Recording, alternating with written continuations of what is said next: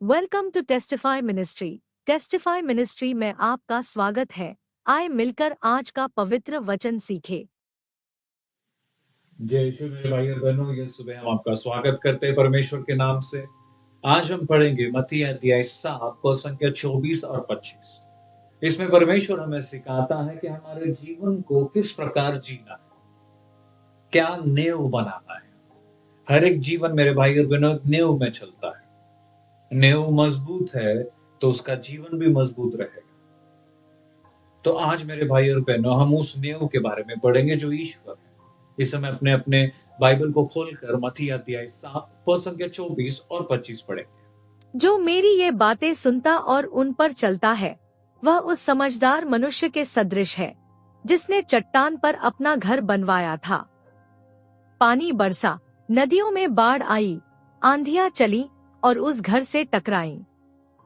तब भी वह घर नहीं रहा, क्योंकि उसकी नींव चट्टान पर डाली गई थी। मेरे भाई और बहनों, इतने सुंदर तरीके से परमेश्वर का वचन कहता है कि जो मेरी बातों को सुनता है और उसके ऊपर अनुसार कार्य करता है, वो उस मनुष्य के प्रकार है जो अपना घर एक चट्टान पर बनाता है। आंधी आई, तूफान आया, वो घर कभी नहीं हिलेगा, क्योंकि उसका नेव परमेश्वर है, चट्टान है। मेरे भाई और बहनों, अब पिता हमसे उतना प्रेम करता है कि हमारे लिए अपने बेटे को भेजा। और ईश्वर हमसे इतना प्रेम करता है कि हमें छुटकारा देने के लिए वो उस क्रूस पर भी गया। तो ईश्वर हमसे हर दिन एक ही चीज चाहता है कि हम जो भी करते हैं मेरे भाई और बहन, कोई भी कार्य करते हैं, उसके हाथों को पकड़ते हुए करना, उसको अपने जीवन में इन्वॉल्व करना, उसको अपने जीवन का एक सदस्य बनाए।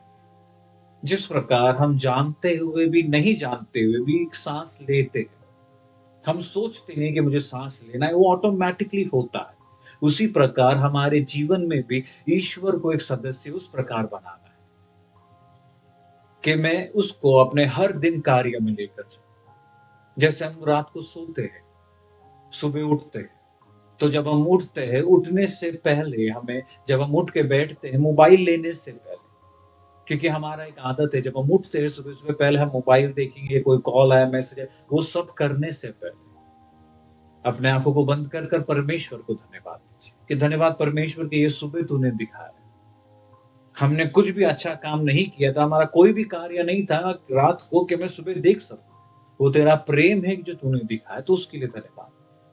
जब हम तैयार होते हैं अपने काम में जाने के लिए, धन्यवाद परमेश्वर कि तू मेरे साथ मेरे काम में चल रहा है और पूरा दिन तू मेरे साथ मेरे कार्य में रहे। मेरे भाई और बहनों, वो एक लाइफस्टाइल होता है प्रार्थना। एक चीज जान लीजिए, जब ईश्वर अपने शिष्यों को सिखाता था या लोगों को बताता था, वो बीच में आसमान की ओर देखकर अपने पिता को धन्यवाद देते, तो वो एक प्रार्थना है, वो एक लाइफस्टाइल है कि वो अपने पिता को हमेशा याद रखता था अपने हर कार्यों में और कहता था धन्यवाद यीशु जो तूने हमें सिखाया है, तूने होशियार से छुपा कर रखा। वो एक लाइफस्टाइल था, उसके पिता को वो हमेशा याद करता था, वो प्रार्थना होता है।